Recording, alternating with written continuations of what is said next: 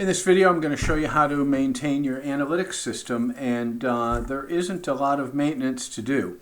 The most important, I guess, piece of maintenance is adding and removing students. So I'm going to show you how to add a student to the analytics. And so here I am in my Google Drive.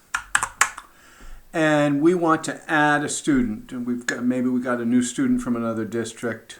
I'm going to jump in my folder is Demo Analytics. You're going to go to your Analytics folder, and you're going to go to whichever collection form that you want to update. And you have to update each collection form because they all have their own list of students. And you're going to, here I am in the form, okay, and I'm in edit mode. And I can tell I'm in edit mode because if I click, it highlights the name.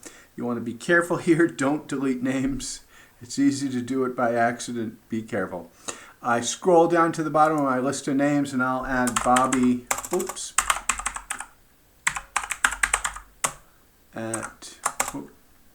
Bobby Watson at demoschool.org. And now I've added Bobby Watson. You notice that, and this is kind of important, Bobby Watson all lowercase versus capital B versus little b capital W at demoschool.org.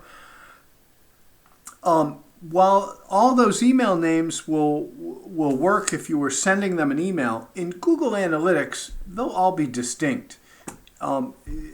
And so you need to be careful adding names here. Keep them all lowercase. Always, always, all lowercase. And that way you won't have a problem where you'll have two Bobby Watsons. One Bobby Watson with a capital B and a capital W, and another Bobby Watson with lowercase b and lowercase w. Just keep them all lowercase for the sake of your own sanity.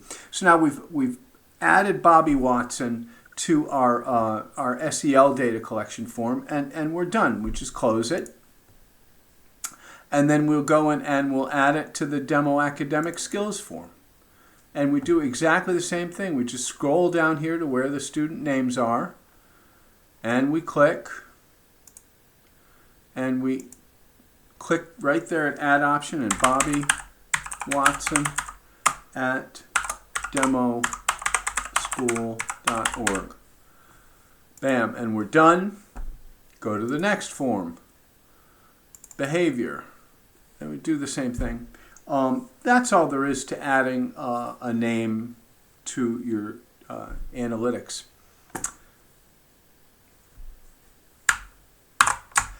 And now I'm going to show you how to delete a student from the collection forms.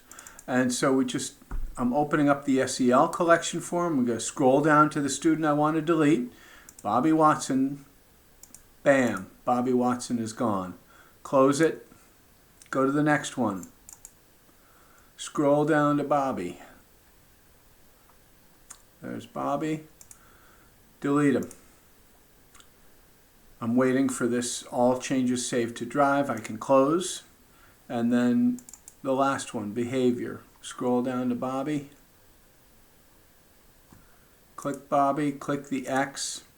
And now I've taken Bobby Watson off of all the forms. Pretty easy. So the other thing that you're going to want to do is archive student data. You may want to archive student data if you have a student that left your district. Although I wouldn't archive individual students like that. When we archive student data at the end of our summer program, so after our summer program ends, we've got about a 4-week period where we don't have any students. And that's when we archive the seniors that graduated. We'll archive all of them, and we'll archive any student that left. And when I use the word archive, I mean we're gonna take their data and we're gonna remove it from the analytics so it no longer appears. We're going to remove their names from all the data collection forms, And we're going to copy all their data into archive spreadsheets. So we don't actually delete their data. We retain it just in case we ever need it in the future. This is how it's done. Start in the Google Drive, and you go to one of the spreadsheets that you want to archive data from. And so I'm going to work in the SEL spreadsheet to show you this. And so here's my SEL spreadsheet, and the first thing I want to do is sort it by student name. Why? That will bunch student data together. So let's say that Charles Pooter is a senior who has left. I click this little arrow, and I click Sort Sheet A to Z.